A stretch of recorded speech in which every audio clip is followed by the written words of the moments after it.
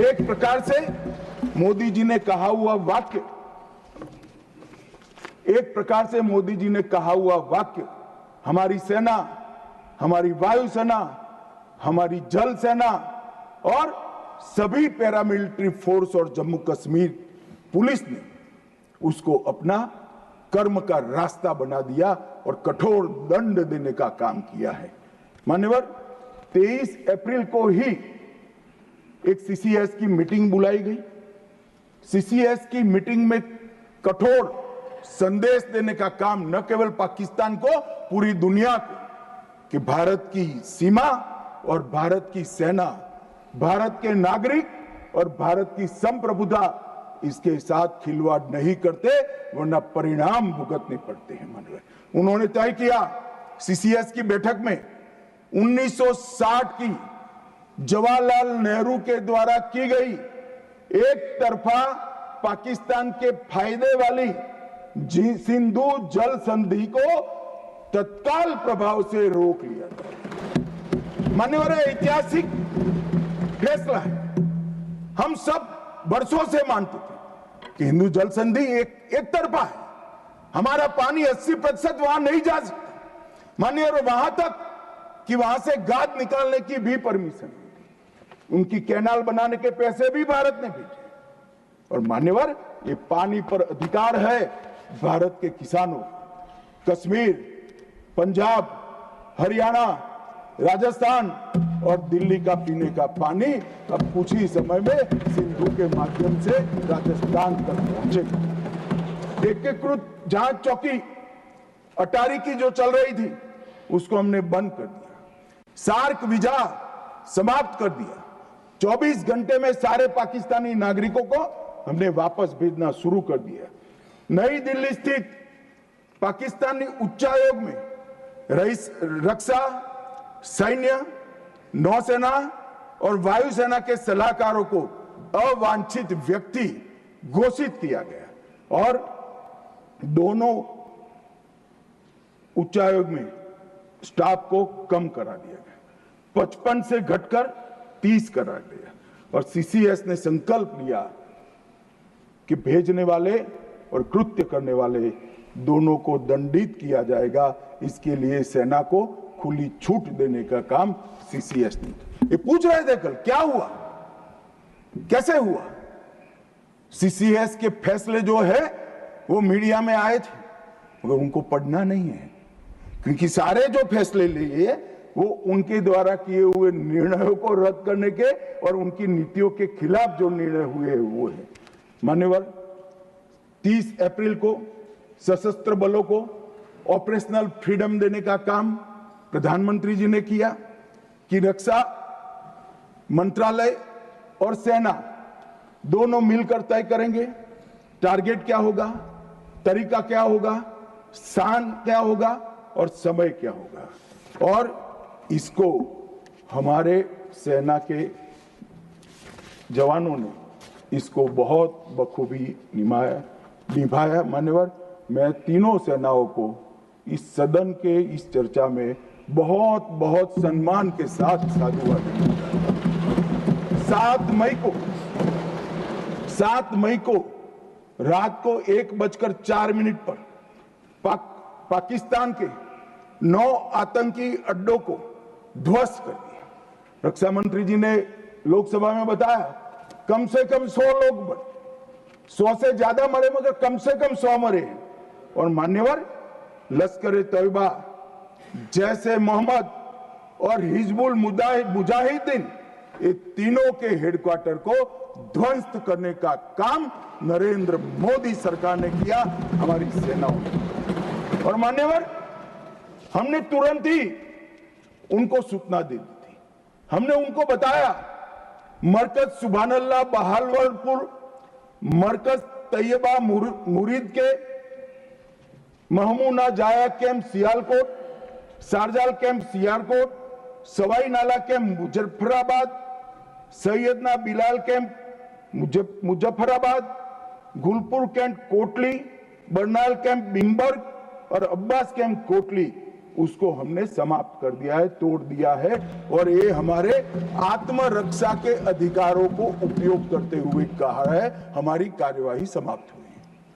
मैं बाद में आता हूं, ये पाक ऑक्यूपाई कश्मीर क्यों नहीं लिया, ये क्यों नहीं करा, वो क्यों नहीं करा। पहले तो वो सोचते थे कि कुछ ही नहीं होगा, हो गया तो ये क्यों नहीं हुआ।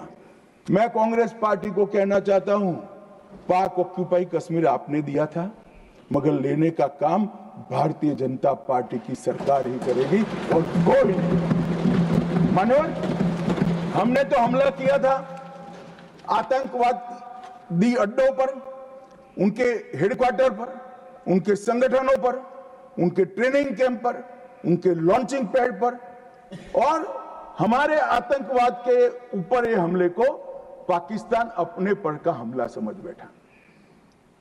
और उन्होंने 8 मई को अपने रिहायशी इलाकों पर गोलीबारी की। हमारे सेना के इंस्टॉलेशन पर मिसाइल छोड़ी, ड्रोन फेंके, कोई पहुंच नहीं पाया, मगर नजदीक की सीमा में गोलीबारी से निर्दोष नागरिक जो घूम रहे थे वो हताहत हुए। मान्यवर, फिर भी भारत ने संयम रखा। उन्होंने गुरुद्वारा तोड़ा, हम कुछ नहीं बोले, उन्होंने मंदिर तोड़ा, कुछ नहीं बोले। भारत ने तय कर लिया कि हम इसका जवाब उनकी रक्षा की क्षमता को क्षीण करने के लिए, कम करने के लिए करें। और इसलिए 9 मई को भारत की सेना ने 11 एयरबेस को ध्वस्त कर दिया, इनके डिफेंस इंस्टॉलेशन और airbase. 8 airbase Noor Khan, Murid, Sargodha, Rafiqui, Rahim Yar Khan, Jacobabad, Sukkur, Bholari, 6 radar system, Sukkur, Lahore, Arifwala, Chunian, Jacobabad और नयाचौर, और surface to air guided missiles की सिस्टम लाहौर और ओकारा की। पाकिस्तान ने हमले के बाद मान्यवर लड़ने की स्थिति में ही नहीं था। ये पूछ रहे हैं किसके कहने पर समाधान हुआ, किसके कहने पर समाधान हुआ, किसी के कहने पर समाधान नहीं हुआ। पाकिस्तान घुटनों के बल हमारे डीजीएमओ को फोन किया कि भाई बंद करो। पहले से हमारा मकसद युद्ध का नहीं था, ना पाकिस्तान के अवाम को हम नुकसान करना चाहते थे। मोदी जी ने तुरंत कहा कि अगर पाकिस्तान रोकता है तो रोक लीजिए, और इसको भी राहुल गांधी आगे बढ़ा रहे हैं और पूछ रहे हैं। कुछ लोगों ने आशंका की कि कौन मरा वहां। मान्यवर, उनको मालूम नहीं है, उनके समय में जो जघन्य आपराधिक घटनाएं हुई, आतंकवादी घटनाएं हुई थी, वो घटना को घटाने वाले आतंकवादी हमें पूछते थे। मुझे तो कई लोगों ने पूछा कि भाई 90 दिन हुए क्या हुआ, 95 दिन हुए क्या हुआ, रोज 5 फोन आते।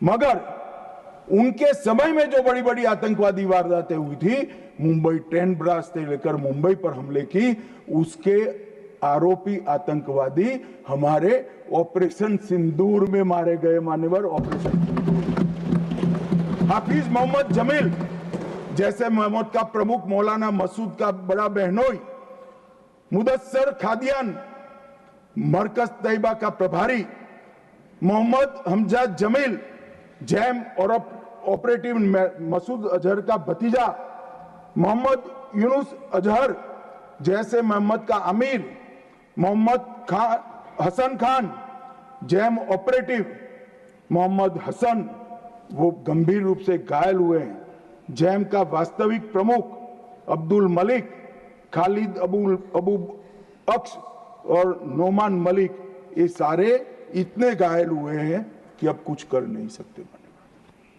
मान्यवर, ये जो हमला हुआ वो उन्होंने इनके दिल पर हमला किया है, आतंकवाद के दिल पर पहली बार प्रहार किया। मान्यवर, पहले भी हमने सर्जिकल स्ट्राइक करी, एयर स्ट्राइक करी। एक प्रकार से सर्जिकल स्ट्राइक और एयर स्ट्राइक दोनों पाक ऑक्यूपाई कश्मीर में थी।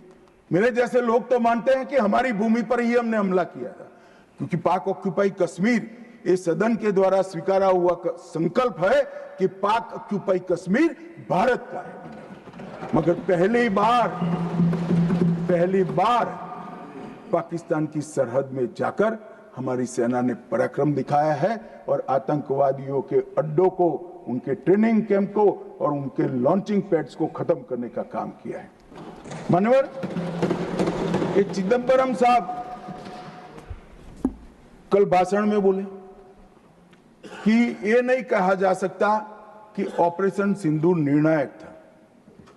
चिदंबरम साहब यहां है नहीं, मगर मैं उनको जवाब देना जरूर चाहता हूं कि चिदंबरम साहब, अगर 65 की लड़ाई निर्णायक थी क्या, तो फिर टेररिज्म क्यों फैला? 71 की लड़ाई निर्णायक थी क्या, तो टेररिज्म क्यों फैला? और अनेक बार जो कार्यवाही हुई वो निर्णायक थी क्या? मान्यवर, जब तक दुश्मन या तो डर नहीं जाता या सुधर नहीं जाता, कभी निर्णायक अंत नहीं आएगा। मान्यवर, इतने सालों तक उनको डराने की, दंडित करने की कोई प्रक्रिया ही नहीं हुई। क्यों डरेंगे वो? हम तो डोजियर पर डोजियर भेजते रहे, कभी उनको जवाब नहीं दिया। नरेंद्र मोदी ने जवाब दिया मान्यवर, सर्जिकल स्ट्राइक करी, एयर स्ट्राइक करी और ऑपरेशन सिंदूर। खौफ पैदा हो गया है।